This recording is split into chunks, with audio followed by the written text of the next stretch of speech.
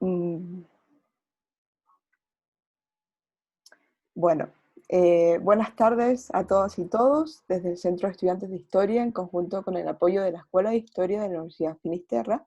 Le damos la bienvenida al ciclo de conversatorios sobre historia de la mujer, desde el movimiento lésbico, la publicidad, los archivos y la guerra del Arauco.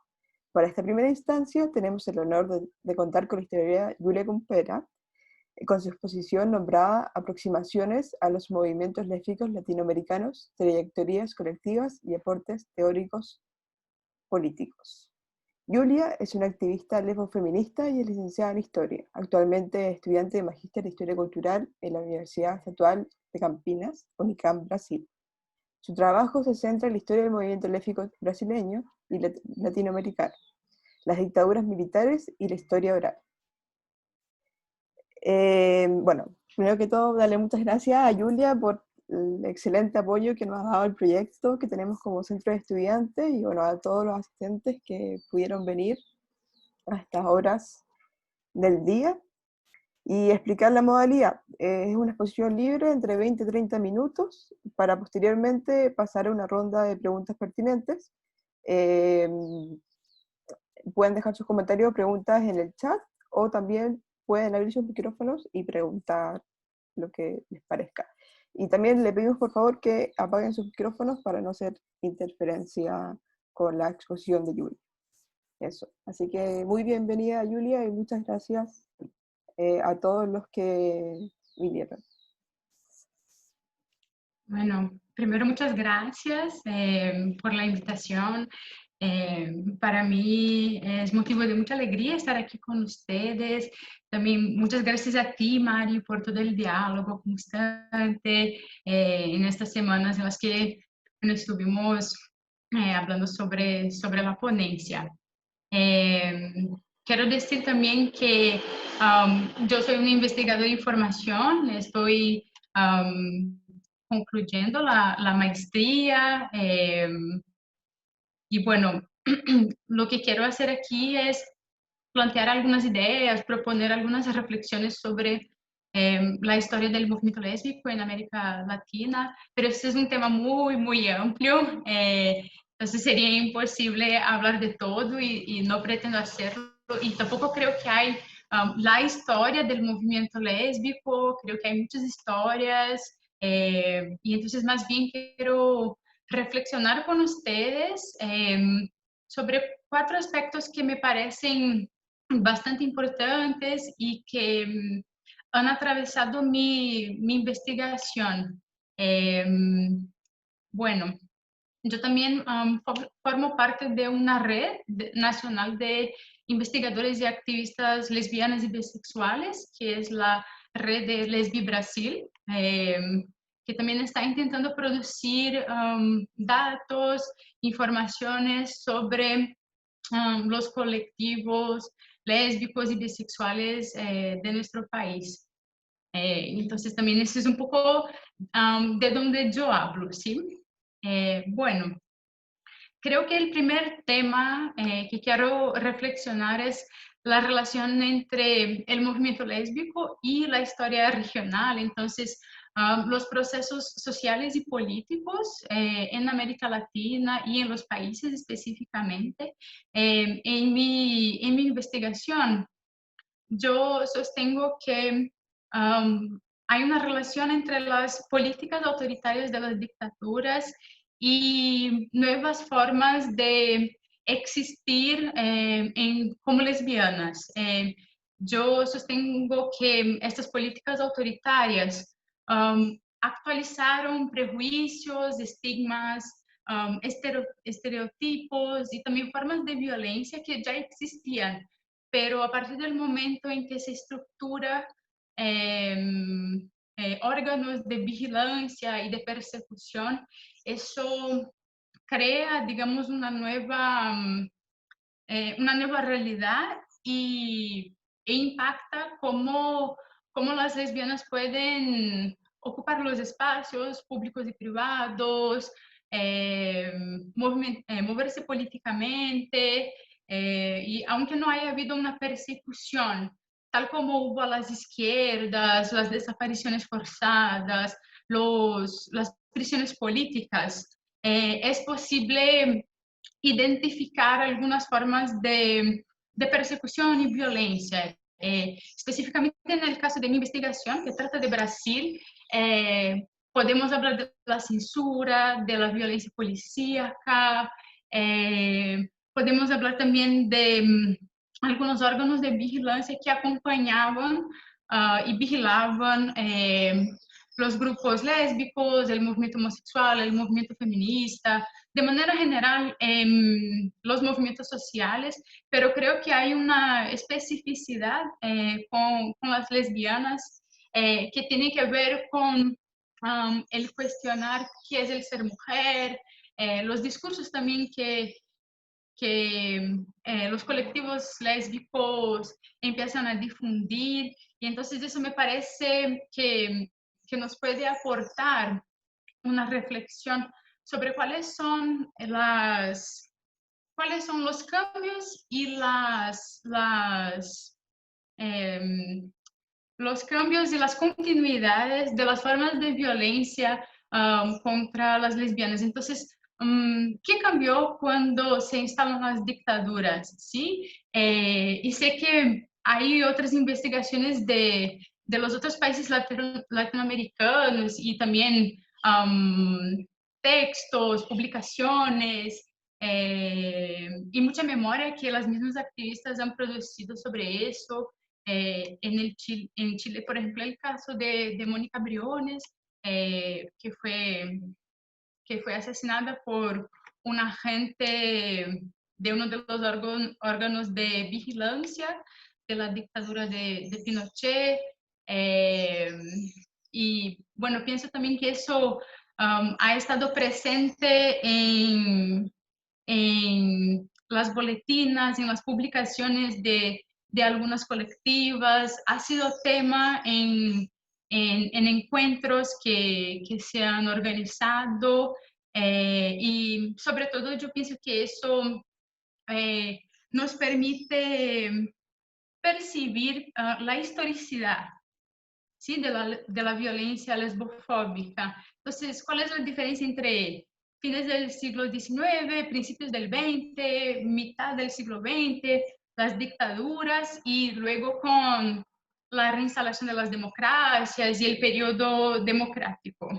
Me parece que eso, que investigar eso nos puede ayudar a entender mucho, ¿no? Cómo se estructura la violencia, cómo también la heterosexualidad obligatoria se instala socialmente, se instala en las instituciones y cómo eso nos impacta, tanto personalmente como colectivamente, cómo eso impacta el activismo, ¿no? Las colectivas, las agrupaciones lésbicas que se van creando eh, a lo largo de los últimos 40 años. Y pensando en eso, en el momento de las dictaduras, en ese mismo contexto, los movimientos sociales se estaban organizando y también haciéndole frente al autoritarismo, a la persecución, y uno de esos movimientos era el movimiento feminista. Y en mi investigación he identificado que, de alguna manera, los espacios feministas se conformaron como un espacio donde las lesbianas empezaron a encontrarse a principios de los años 80 y sobre todo en los encuentros feministas latinoamericanos. Eh, por ejemplo, en el segundo encuentro feminista latinoamericano, que fue en el 83 en Lima, hubo un taller sobre lesbianismo y este taller organizado por las lesbianas se recuerda en publicaciones, en las memorias de las activistas, como un momento de romper con el aislamiento, entonces de conocerse, reconocerse en ese espacio, salir del closet por primera vez para muchas de estas mujeres, entonces nombrar públicamente el lesbianismo, ¿sí? incluso debatir cuáles eran las demandas y las necesidades de las lesbianas en sus propios países. Y es interesante que después de ese encuentro nacen algunas colectivas como el grupo de autoconciencia de lesbianas feministas de Perú, algunos grupos en México como Cuarto Creciente, Oasis, si no me equivoco, Ayunquelén en Chile también nace después de ese encuentro, no solo por ello, pero el encuentro también tiene su importancia en ese proceso. También la agrupación Mitilene en República Dominicana. Eh, entonces es como que, aunque haya sido difícil poner sobre la mesa el tema del lesbianismo en los espacios feministas, y pues han habido muchos conflictos, los espacios feministas, los encuentros feministas, tal vez hayan potenciado, ¿no?, el encuentro, el intercambio de informaciones, de experiencias, y han sido como una, digamos, una energía extra, ¿no?, para el actuar político. Y 2 años después, en el tercer encuentro feminista en Brasil, 2 grupos convocaron un taller que se llamó ¿Cómo nos organizamos las lesbianas? Este taller fue convocado por el GALF Perú y el GALF de Brasil. El de Brasil se llamó Grupo de Acción Lésbica Feminista. Y según lo que dice la bibliografía sobre el tema, las discusiones en este taller se centraron en las críticas que las lesbianas hacían a esta perspectiva heterocentrada del movimiento feminista en aquel entonces, también en defender el deseo lesbiano como, pues, como una posibilidad para todas las mujeres.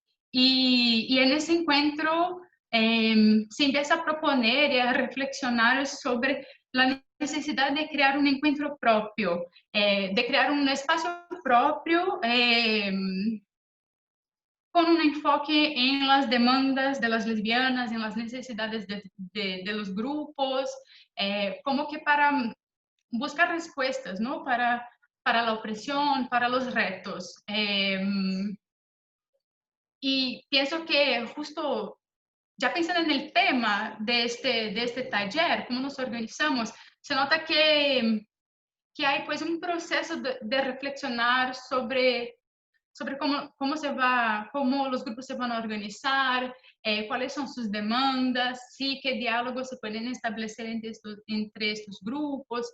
Y bueno, al final hay un largo proceso entre el tercer encuentro feminista y la realización del primer encuentro lésbico feminista de América Latina, que fue en el 87, y ese es un tema bastante complejo y muy interesante, pero bueno, el hecho es que eh, um, pienso que los encuentros feministas entonces fueron como que un espacio de encuentro y de reconocimiento, ¿no?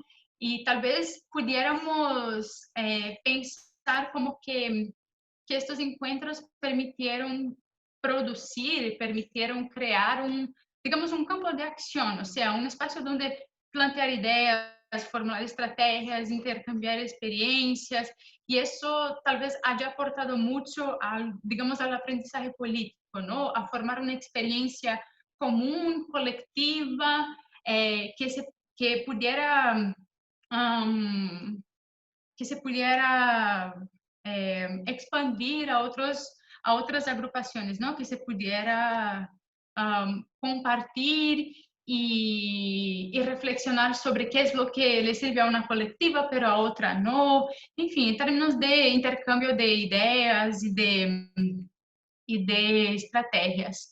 Eh, y también me parece interesante pensar en el espacio de los encuentros feministas, porque podríamos investigar muchos temas a partir de ahí. Por ejemplo, los referentes teóricos de los feminismos de los 80 y cuáles son los aportes de las agrupaciones lésbicas a estos referentes, cuáles han sido las influencias o los rasgos comunes que el feminismo ha tenido, y pues también cuáles han sido los referentes principales de este feminismo y su relación con los referentes del movimiento lésbico. Sobre este tema particularmente, me parece que la producción de Judith Espinosa Miñoso es bastante interesante. Ella desde el feminismo decolonial está proponiendo algunas reflexiones bastante críticas sobre cuáles han sido las teorías que se han conformado como los referentes del feminismo latinoamericano, la influencia de teorías de Estados Unidos y de Europa, también cómo eso ha impactado de alguna manera la agenda del movimiento lésbico en América Latina. Y me parece que son, digamos, posibles caminos para enfocar estas trayectorias. No pienso que hay solo una manera de hacerlo, y eso me parece también algo, digamos, precioso, ¿no? Como tener varias miradas hacia un mismo tema, y poder enfocarlo desde diferentes formas. Eh, Igual también podríamos pensar en las alianzas y los conflictos entre lésbicas feministas y feministas. Entonces, ¿cuáles han sido las contribuciones del movimiento lésbico al feminismo? Particularmente pienso que uno de los aportes ha sido el cuestionar el sujeto mujer y cómo ese sujeto mujer se ha pensado desde la heterosexualidad obligatoria, también entender qué es eso, entender la heterosexualidad obligatoria como una institución social, entonces que atraviesa el tejido social y nos conforma en tanto sujetas, en tanto colectividades, también se expresa en las instituciones, en las políticas estatales, en fin, pienso también que ese es un campo bastante amplio. Y también, por supuesto, el cuestionarse el deseo y el cuerpo, entonces el control del propio cuerpo y hacia dónde va nuestro deseo, ¿no? Cómo se construye nuestro deseo. Creo que los movimientos lésbicos aportan mucho a cuestionarse eso, ¿no? Y un tercer aspecto, justo ahí entrando en los encuentros lésbicos, es que, bueno, hay este proceso de empezar a encontrarse en los encuentros feministas, luego varios desplazamientos transnacionales entre los países latinoamericanos, también intercambios con Europa y apoyos políticos que algunos grupos lésbicos recibieron de Europa para organizar el encuentro lésbico. Y bueno, el primero se realizó en México en el 87, el 13 de octubre. Y específicamente sobre ese encuentro, algo que yo he estado pensando en términos de la memoria, por las entrevistas que he podido realizar, los textos que se han producido sobre ese encuentro, en fin, pensando en esta producción de memoria, generalmente se menciona que hubo muchos conflictos en ese encuentro, desde la organización, luego cuáles serían las propuestas de este encuentro, en el mismo encuentro, entonces conflictos que estallaron al interior del encuentro y que hicieron difícil que se llegaran a conclusiones, que se pudiera decidir por una u otra cosa.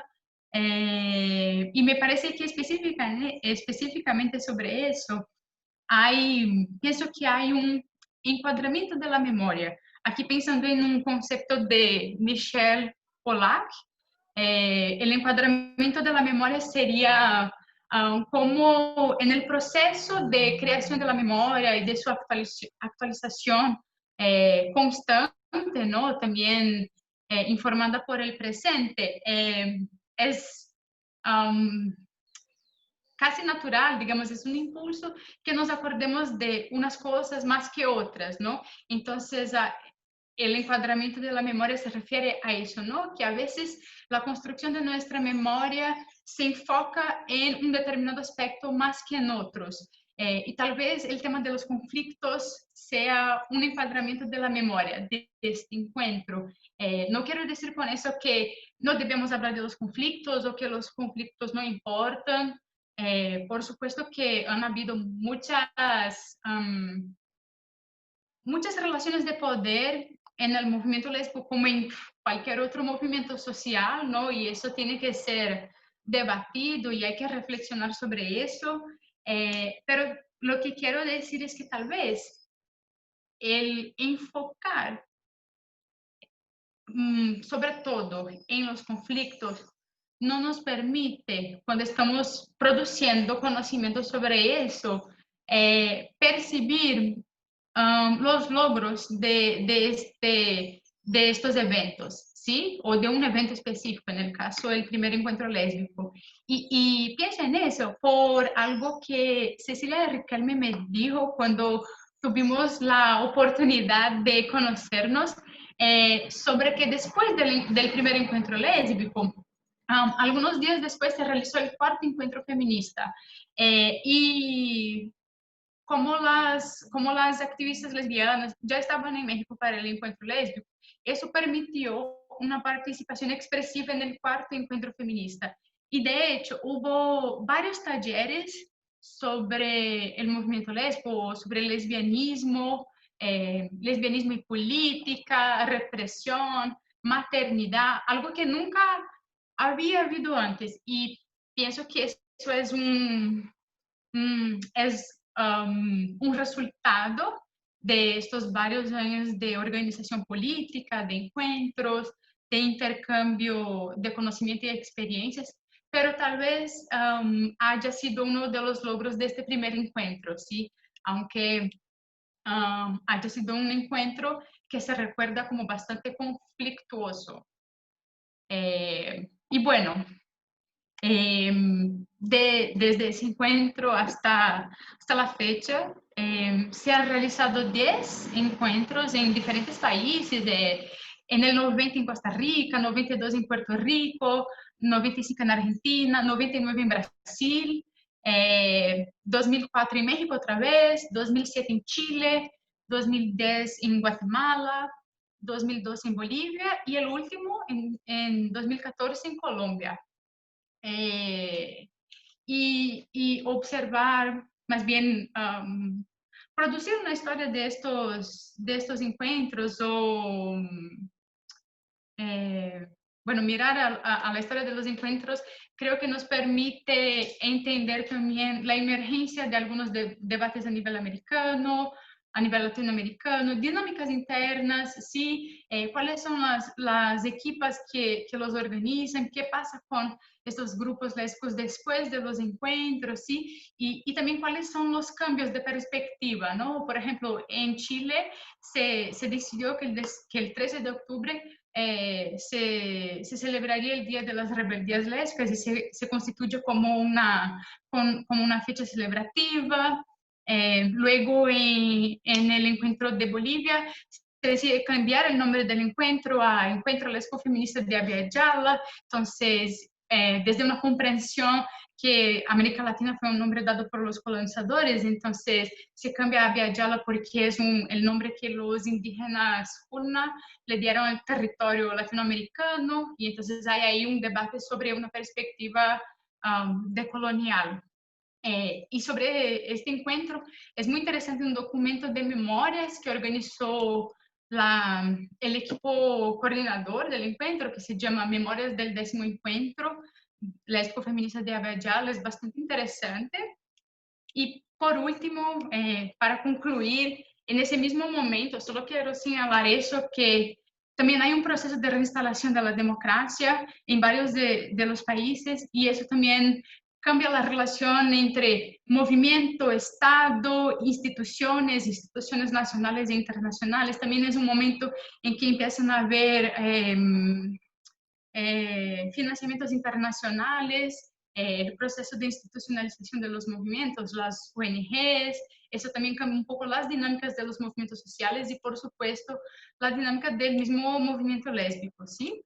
Y con eso quiero señalar que, ¿por qué trayectorias colectivas? No, pienso que, por supuesto, que se puede pensar en las historias de cada agrupación, pero creo que también es interesante esta mirada colectiva, más allá de las fronteras nacionales, y también porque veo que ha habido un esfuerzo por hacer un movimiento internacional, ¿sí?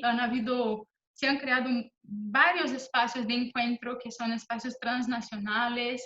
También una de las estrategias de estos grupos de los 80, ¿no? Como Eduquelém, Galf Brasil, Galf Perú, Mitilene, fue el intercambio de información y de experiencias a través de la correspondencia eh, ¿cómo se dice? Bueno, a través de las cartas, también a través del envío de revistas, boletines, y entonces generando ahí un medio de comunicación y de debate político antes de la existencia de Internet, redes sociales, en un momento también en que hacer una llamada telefónica internacional era carísimo, para nada accesible, y entonces también hay digamos, esfuerzos colectivos por construir estrategias, ¿no? De comunicación, de desplazamiento por el territorio, de intercambio, ¿no? De intercambio de información. Y pienso también que reflexionar sobre esta circulación transnacional nos permite reflexionar sobre cómo se va formando el pensamiento lésbico feminista en la región. Entonces, cuáles son los principales temas, cómo se van cambiando,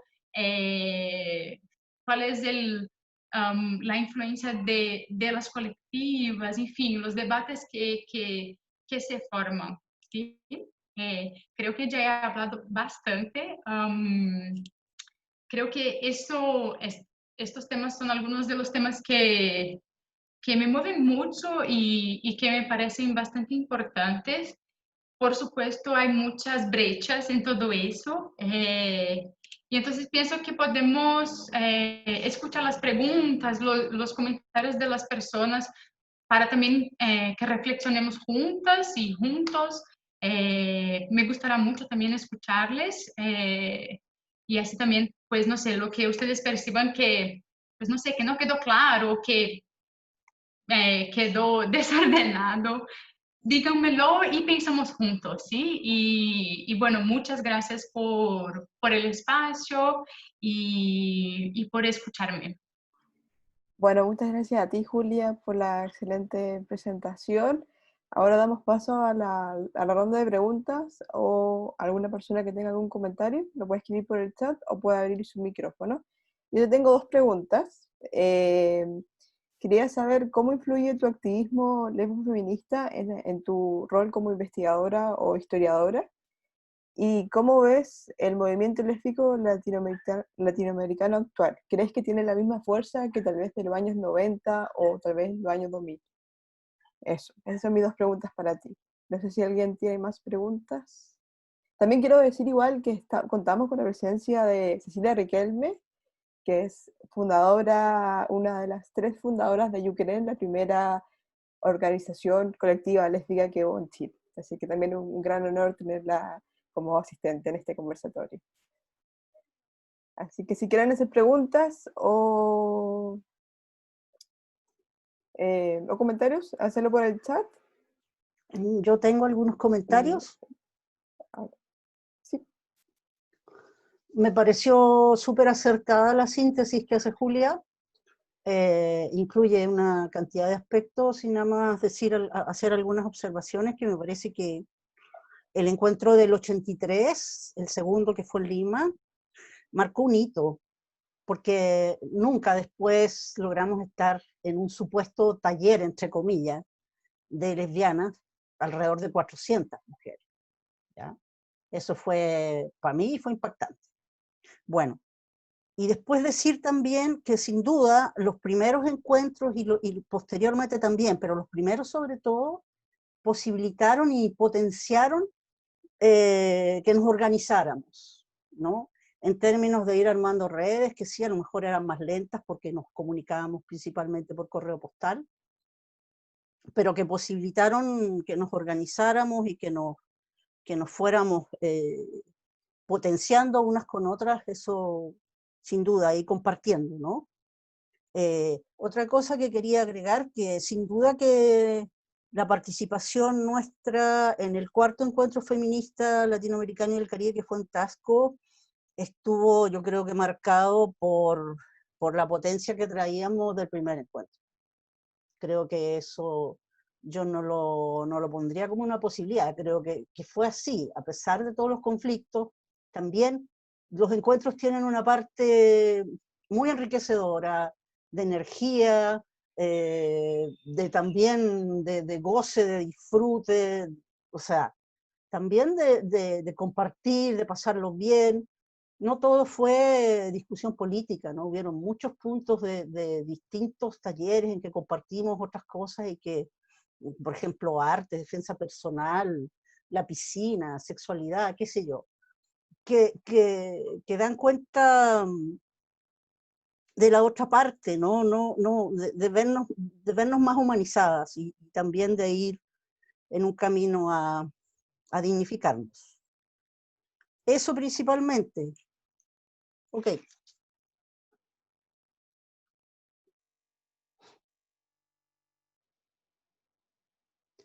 No Estaba escucho. silenciada, estaba silenciada. Ya. Bueno, si quieres, puedes responder las preguntas que te hice, por mientras que si alguien más manda más preguntas, Julia, ¿te parece? Sí, sí, está bien.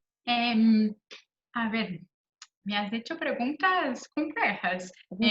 Yo, para mí, la relación entre activismo e investigación no solo es positiva, como creo que se tiene que valorar. Porque desde luego no creo en la idea de una ciencia neutra, mucho menos de la historia, que tiene que ver con la narrativa, que tiene que ver con un análisis y una interpretación del pasado, y creo que ya llevamos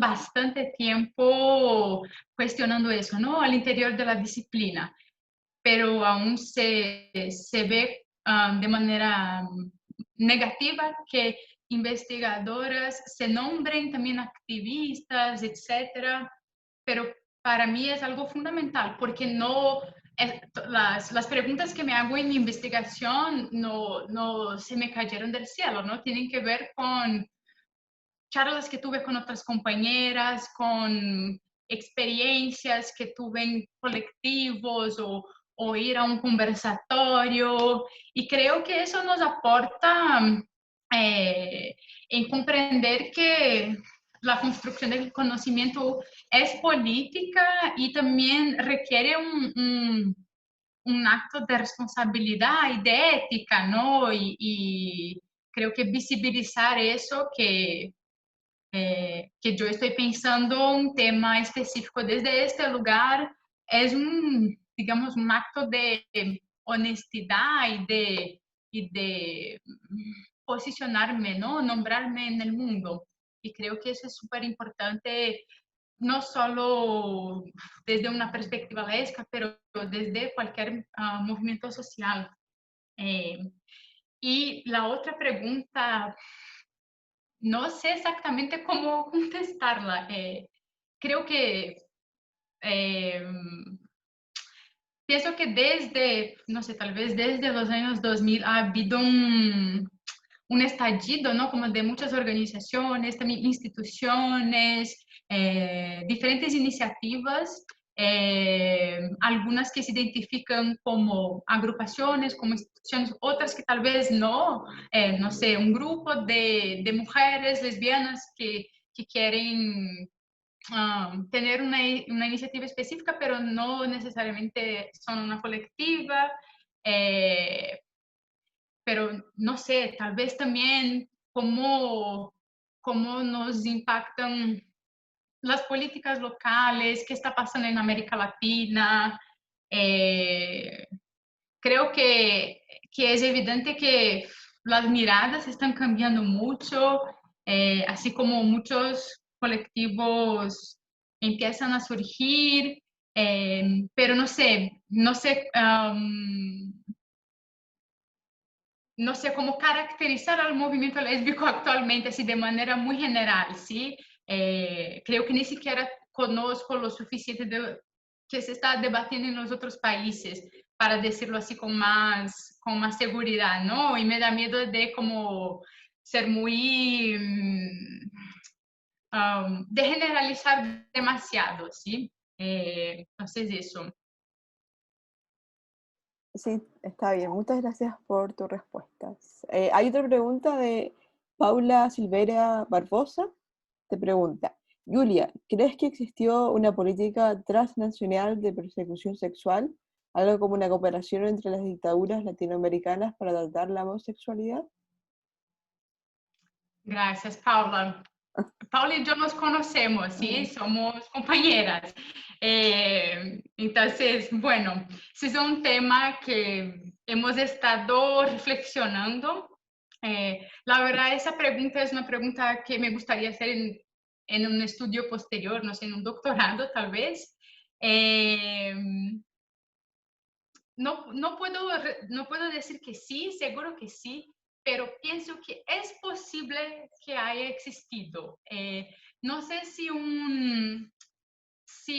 un intercambio entre las mismas dictaduras de, digamos, coordinar un tipo de política persecutoria, eso no me parece porque, bueno, creo que no ha habido un nombramiento, ¿no?, de estas políticas, pero si observamos que hay experiencias comunes en los países, por ejemplo, la violencia policíaca, las internaciones psiquiátricas en varios hospitales públicos que eran mantenidos por el Estado, la censura. Yo creo que eso nos permite percibir que hay aspectos comunes, entonces ideologías compartidas por estas dictaduras, ¿sí? Porque de alguna manera creo que lo que todas querían construir era la idea de una idea muy específica de nación que pienso que pasa por algo que Ocho Curiel ha nombrado como nación heterosexual. Entonces, una nación pensada desde la familia, desde los ideales de la familia como la base de esta sociedad, políticas que han ¿cómo lo puedo decir?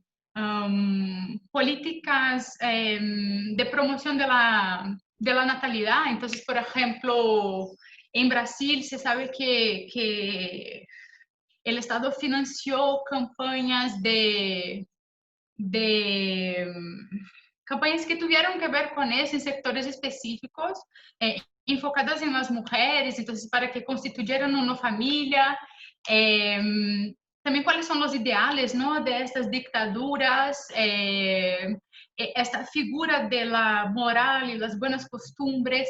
Creo que hay un diálogo ahí con una idea de, digamos, promover esta heterosexualidad como un referente que se debe seguir y adoptar. Y pienso que aunque las dictaduras no hayan, digamos, creado políticas que nombraran esto, que visibilizaran que eso era una preocupación, no significa que estas preocupaciones no hayan existido. Tal vez hayan funcionado desde otros lugares, entonces desde la censura, desde la figura de la moral y las buenas costumbres, los hospitales psiquiátricos, la vigilancia. Creo que es importante menos valorar el significado de esta vigilancia, ¿no? Porque los diferentes órganos se comunicaban y se enviaban reportes e informes, ¿no? Y entonces había todo este sistema de comunicación interno en este afán de vigilarlo todo, ¿no? Y de controlar la sociedad. Pero si un órgano producía un informe sobre una agrupación, los demás órganos se enteraban, ¿no? Y creo que tal vez esto sea una característica compartida entre las dictaduras.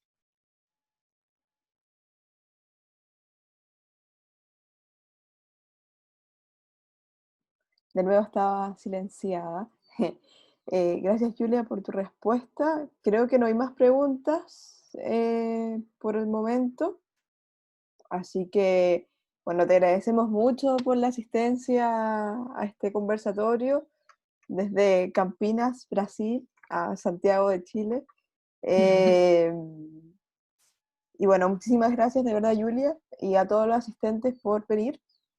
En la próxima sesión estará Jacqueline Duseyan, profesora de nuestra escuela, hablando sobre la mujer y su rol en la publicidad en el cambio de siglo. El próximo miércoles a las 17:50 horas.